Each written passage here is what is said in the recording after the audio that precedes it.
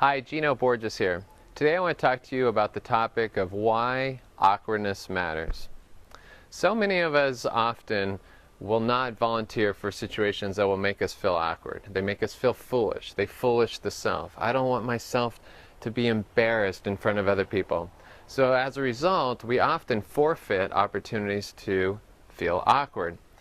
Unfortunately, awkwardness is often the first step to personal development, personal growth, and expanding our conceptions of ourselves. One of the things that I do as part of my wild self lifestyle is I always have an element in my life that makes me feel awkward. Let me give you an example. Currently, I'm taking Brazilian classes here, Brazilian dance classes here in Fairfax, California.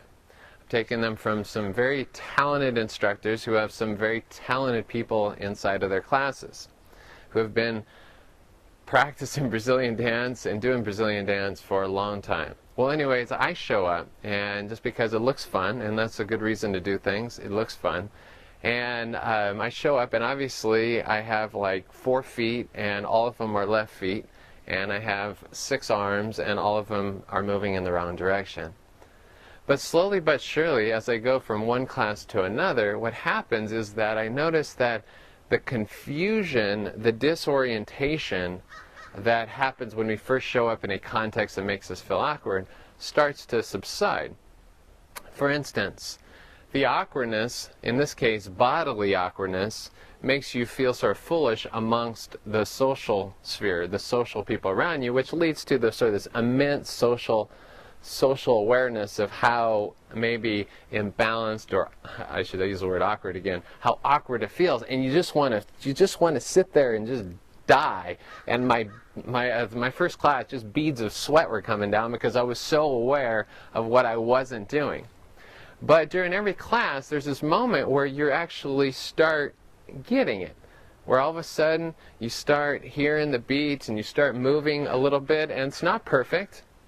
But people who volunteer for awkwardness aren't worrying about getting things right.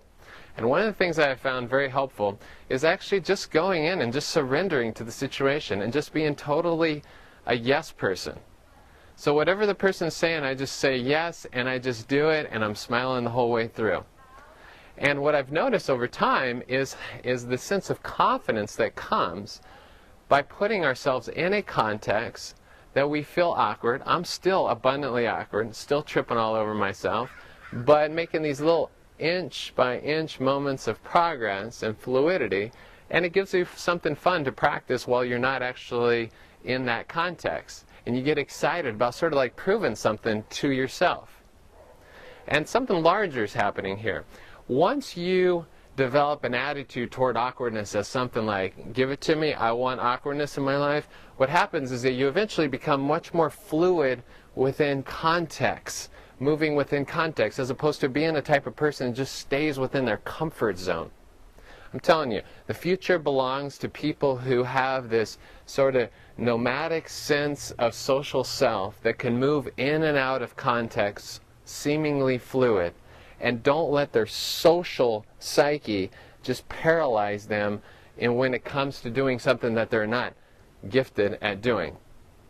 So what ends up happening here is once somebody develops a sense of fluidity, which is part of the wild self lifestyle, this isn't a social self lifestyle. Social self lifestyle stays in their safe spots. Wild self lifestyle starts moving. And what happens, moving between contexts, and what happens inevitably, I see this in myself and also in others, is you start experiencing an expanded conception of your own self. Expanded conception of selfhood. I start realizing, for instance, in this situation, this bodily psyche, when it's participating in this Brazilian dance, all of a sudden I realize these uncharted frontiers that I have in my own body. I was like, I didn't even know my hips can move like this, you know? It's good stuff. And it also reaffirms what I think should be an ongoing exercise, is just like, I can do it type of mentality. I can do it. And it's always the first part that's hard. It's always taking that first step. Even now, right before class, it's like, oh, all of a sudden these things start coming up in my head about like, oh, I should be doing, X, Y, and Z. I should be doing some paperwork. I should be doing some writing. I should be doing things that I'm very much easy, or that are easy for me to do. But volunteer for something that makes you feel awkward. I'm telling you, it's really worth the while. And I'd love to hear your stories on why awkwardness matters to you. All right, thank you, everybody.